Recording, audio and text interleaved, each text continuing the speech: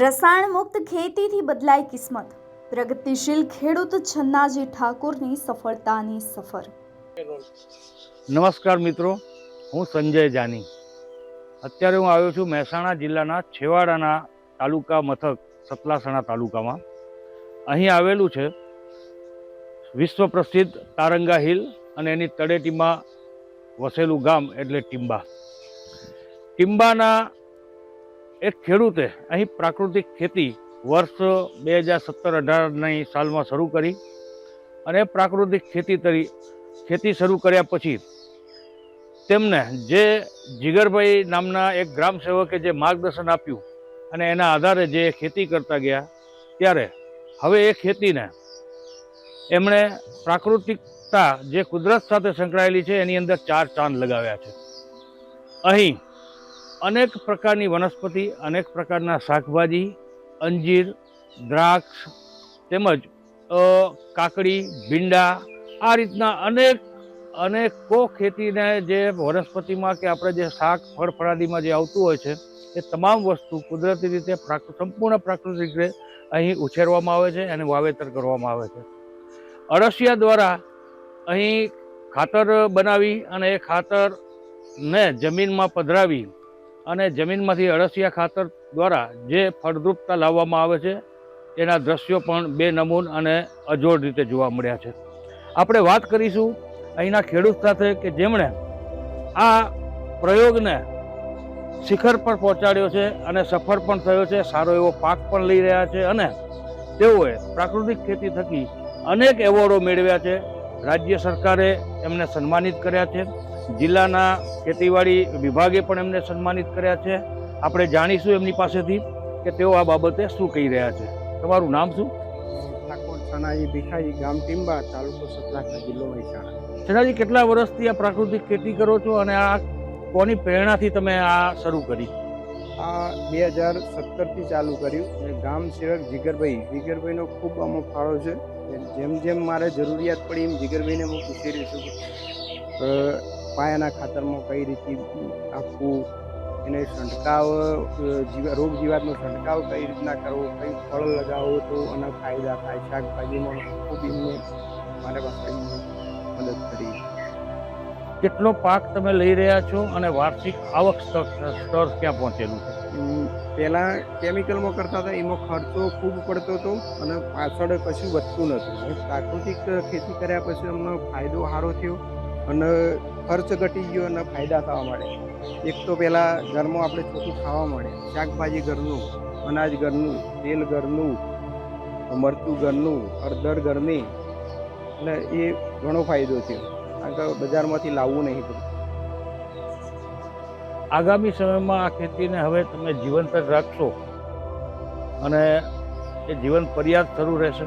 આ પર્યાપ્ત શરૂ રહેશે. આજના સમયમાં જ્યાં ખેડૂતો ખેતીના વધતા ખર્ચ, જમીનની ઘટતી ફળદ્રુપતા અને પાકના ઓછા ભાવથી પરેશાન છે, ત્યારે ગુજરાતના એક પ્રગતિશીલ ખેડૂતને માત્ર પ્રાકૃતિક ખેતી અપનાવી અને પોતાની જમીનને નવજીવન જ નથી આપ્યું, પરંતુ હજારો ખેડૂતો માટે પ્રેરણા સ્ત્રોત પણ સાબિત થયા છે. આજે વાત કરીશું એવા ખેડૂતની જેમણે રસાયણોને અલવિદા કહી પ્રાકૃતિક ખેતી અને મૂલ્યવર્ધન દ્વારા સફળતાની એક નવી કહાની લખી છે. ખેતીને નફાકારક બનાવવી હોય તો માત્ર ઉત્પાદન વધારવા પૂરતું જ નથી હોતું, પરંતુ ખર્ચ ઘટાડવો અને ઉત્પાદનમાં મૂલ્યવર્ધન કરવું પણ એટલું જ મહત્વનું હોય છે. આ વિચારને સાકાર કર્યો છે ટીંબાના પ્રગતિશીલ ખેડૂત છન્નાજી ઠાકોરે. છન્નાજી ઠાકોર છેલ્લા 25 વર્ષથી ખેતી સાથે સંકળાયેલા છે. શરૂઆતના વર્ષોમાં તેઓ પણ અન્ય ખેડૂતોની જેમ જ રસાયણ ખાતરનો ઉપયોગ કરતા હતા, જંતુનાશકનો ઉપયોગ કરતા હતા, પરંતુ સમય જતાં તેમની જમીનની ફળદ્રુપતા ઘટવા લાગી અને ખેતીનો ખર્ચ સતત વધી રહ્યો હતો અને પરિણામે ખેતીમાંથી નફો મેળવવો મુશ્કેલ બની રહ્યો હતો. આ દરમિયાન સરકારના આત્મા એટલે કે ATMA પ્રોજેક્ટ અંતર્ગત આયોજિત તાલીમ અને ક્ષમતા વિકાસ કાર્યક્રમમાં તેઓ જોડાયા અને બાદમાં તેમના જીવનમાં મોટા પરિવર્તનો આવ્યા. તાલીમ દરમિયાન તેમણે સમજ્યું કે જમીનની તંદુરસ્તી અને માનવ સ્વાસ્થ્ય બચાવવું હોય તો ગાય આધારિત પ્રાકૃતિક ખેતી જ શ્રેષ્ઠ વિકલ્પ છે. ધરતીપુત્રએ અહીં ગીર ગાય અને દેશી કાંકરેજી ગાય પણ રાખી છે અને આ ગાય માતાનું લાલન પાલન અને પોષણ એમના દ્વારા કરવામાં આવે છે. એટલું જ નહીં પરંતુ આ ગૌ માતા પણ આ ખેડૂત પરિવારનું એમનું પણ અને એમના પરિવારનું પોષણ કરે છે. શુદ્ધ અને સાત્વિક ખોરાક, આરોગી શુદ્ધ અને સાત્વિક પ્રોટીનયુક્ત કે વિટામિનોથી ભરપૂર દૂધ મોટી સંખ્યામાં આપે છે અને એ દૂધ થકી એ પરિવાર આખો શુદ્ધ અને સાત્વિક ખોરાક લઈ રહ્યો છે. ત્યારબાદ તેમણે પોતાના ખેતરમાં પ્રયોગો શરૂ કર્યા અને રાસાયણિક ખાતરોનો સંપૂર્ણ ત્યાગ કરી દીધો. જાતે જ જીવામૃત, આ સાથે જ ધન જીવામૃત, બીજામૃત, ગોકૃપા, અમૃત કલ્ચર, ખાટી છાશ, વનસ્પતિજન્ય કુદરતી દવાઓ બનાવી અને તેમનો ઉપયોગ કરવાનો શરૂ કર્યો. સાથે જ પાણી બચાવવા માટે ટપક સિંચાઈ અને ફુવારા પદ્ધતિનો પણ ઉપયોગ કરવાની શરૂઆત કરી. આ પ્રયોગના પરિણામે તેમની જમીનમાં સેન્દ્રિય કાર્બનનું પ્રમાણ વધવા લાગ્યું. લાભદાયી સૂક્ષ્મજીવોની સંખ્યામાં વધારો જોવા મળ્યો. જમીનની ફળદ્રુપતા ફરી એકવાર જીવંત બની ઉઠી અને આજે તેમની જમીન માત્ર વધુ ઉત્પાદન જ નથી આપતી, પરંતુ ઓછા ખર્ચે વધુ ગુણવત્તાયુક્ત પાક તૈયાર કરી આપે છે. આજે છન્નાજી ઠાકુરે પોતાના ખેતરમાં 5 સ્તરીય પ્રાકૃતિક ખેતી મોડેલ વિકસાવ્યું છે, જેમાં વિવિધ પાકો, બાગાયતી ખેતી, જૈવ વિવિધતાનો સુંદર સમન્વય જોવા મળી રહ્યો છે, જેના કારણે વર્ષભરમાં નિયમિત આવક પ્રાપ્ત થાય છે અને એક જ પાક પર નિર્ભર રહેવાની જરૂર રહેતી નથી. માત્ર ખેતી સુધી જ તેઓ સીમિત રહ્યા નથી. તેમણે પોતાના ઉત્પાદનમાં મૂલ્યવર્ધન કરી અને બજારમાં એક નવી ઓળખ ઊભી કરી છે. સામાન્ય રીતે મગફળી ખેડૂતો સીધી બજારમાં વેચી દે છે, પરંતુ છન્નાજી ઠાકોરે મગફળીનું પ્રોસેસિંગ કરી અને કોલ્ડ પ્રેસ પદ્ધતિથી શુદ્ધ સિંગ તેલ તૈયાર કરવાની પણ શરૂઆત કરી છે. ત્યારબાદ આ તેલ સીધું ગ્રાહકો સુધી પહોંચાડતા થયા. વચેટિયાઓ દૂર થતાં તેમને બજાર કરતાં વધુ સારો ભાવ પણ મળવા લાગ્યો અને ખેતી આવકનું સ્થાયી સાધન બની ગઈ. આ ઉપરાંત તેમના ખેતરમાં ઓર્ગેનિક હળદરનું પણ ઉત્પાદન કરવામાં આવે છે. હળદરની સિઝન દરમિયાન તેમનું પ્રોસેસિંગ અને વેચાણ કરી અને તેઓ ખેતીમાં મૂલ્યવર્ધનનું વધુ એક સફળ ઉદાહરણ પૂરું પાડી રહ્યા છે. રસાયણ મુક્ત પદ્ધતિથી તૈયાર થતી આ હળદર ગ્રાહકોમાં પણ ખાસ પસંદગી મેળવી રહી છે. છન્નાજી ઠાકોર માત્ર પોતાની સફળતા સુધી મર્યાદિત નથી રહ્યા. આજે તેમના ખેતરમાં vermi compost unit, bio resource centre, nursery management જેવી અનેક પ્રવૃત્તિઓ સફળતાપૂર્વક ચાલી રહી છે. તેઓ જાતે જીવામૃત, ધન જીવામૃત અને માઇક્રોબાયલ કલ્ચર તૈયાર કરી અને અન્ય ખેડૂતોને પણ ઉપલબ્ધ કરાવે છે. અત્યાર સુધીમાં તેઓ 4500થી વધુ ખેડૂતોને પ્રાકૃતિક ખેતી, બાયો ઇનપુટ તૈયાર કરવાની પદ્ધતિ અને ઓછી કિંમતમાં ખેતીને વધુ નફાકારક બનાવવાના માર્ગ અંગે તાલીમ આપી ચૂક્યા છે, જેના કારણે અનેક ખેડૂતો રસાયણ મુક્ત ખેતી તરફ આગળ વધી રહ્યા છે. ખેતીની સાથે પશુપાલનને પણ તેમણે આધુનિકતા આપી છે. ગાય અને ભેંસના છાણ તથા અન્ય જૈવિક કચરાનો સંપૂર્ણ ઉપયોગ થાય તે માટે તેમણે ગોબર ગેસ પ્લાન્ટ સ્થાપિત કર્યો છે. આ પ્લાન્ટમાંથી મળતો ગેસ ઉપયોગ તેઓ ઘરેલું કામકાજ માટે, આ સાથે જ ખેતીના કાર્યો માટે પણ કરે છે.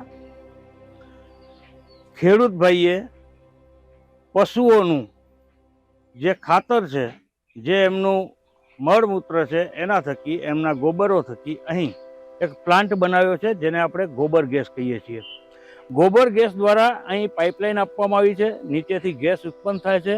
આપ જોઈ શકો છો કે ત્યાંથી એક કાળી લાઈન એમના નિવાસસ્થાન તરફ જઈ રહી છે અને ત્યાં આગળ ગોબર ગેસના ઉપયોગ થકી ચૂલો સળગાવવામાં આવે છે અને એના પર એક શુદ્ધ અને સાત્વિક રસોઈ તૈયાર થાય છે, જેને આરોગ્ય પછી આ પરિવાર પ્રાકૃતિક ખેતીનો ધન્યવાદ માનતો રહ્યો છે અને પ્રાકૃતિક ખેતીને જીવંત રાખવા માટે તેઓ મહેનત કરી રહ્યા છે અને અન્ય લોકોને પણ કહી રહ્યા છે કે ખોટા ખર્ચમાંથી અને મોટા ખર્ચમાંથી બચવું હોય તો પ્રાકૃતિક ખેતીને અપનાવવી જોઈએ. જ્યારે બચતી સ્લરી ઉત્તમ જૈવિક ખાતર તરીકે તેઓ ઉપયોગ કરે છે. આમ કચરાનું પણ મૂલ્યવાન સંસાધનમાં રૂપાંતર કરી તેમણે આત્મનિર્ભર ખેતીનું ઉત્તમ મોડેલ પૂરું પાડ્યું છે. પશુઓના આરોગ્ય અને ઉત્પાદન ક્ષમતા પર પણ તેમણે વિશેષ ધ્યાન આપ્યું છે.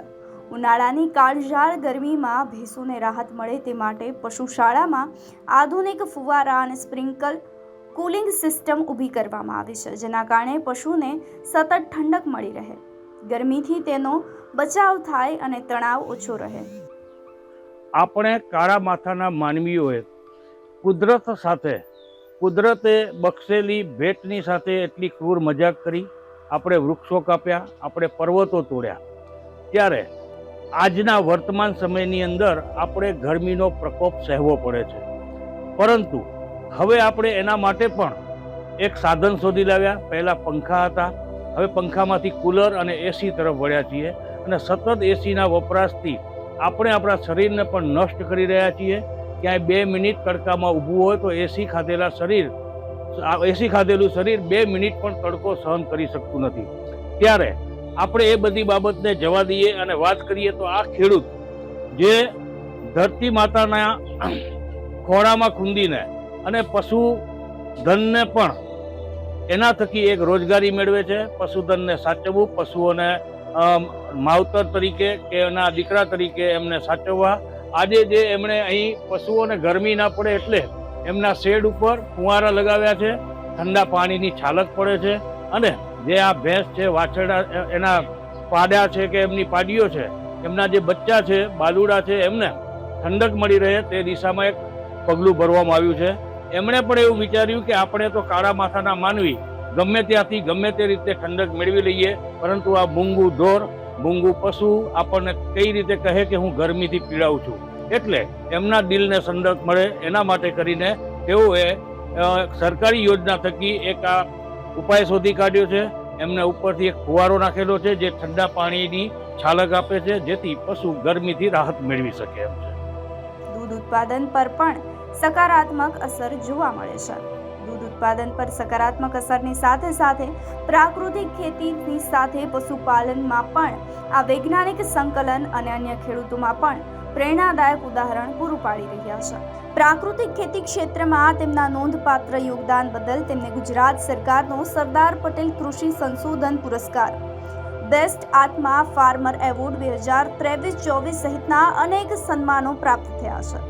ચન્નાજી ઠાકુરની સફળતાએ સાબિત કરે છે કે જો ખેડૂતો નવી ટેકનોલોજી, પ્રાકૃતિક ખેતી, પશુપાલન અને મૂલ્યવર્ધનને સાથે લઈ અને આગળ વધે તો ઓછી જમીનમાં પણ સારી અને સ્થાયી આવક મેળવી શકે છે. સાથે જ જમીન, પાણી, પર્યાવરણ અને માનવ સ્વાસ્થ્યનું પણ સંરક્ષણ કરી શકાય છે.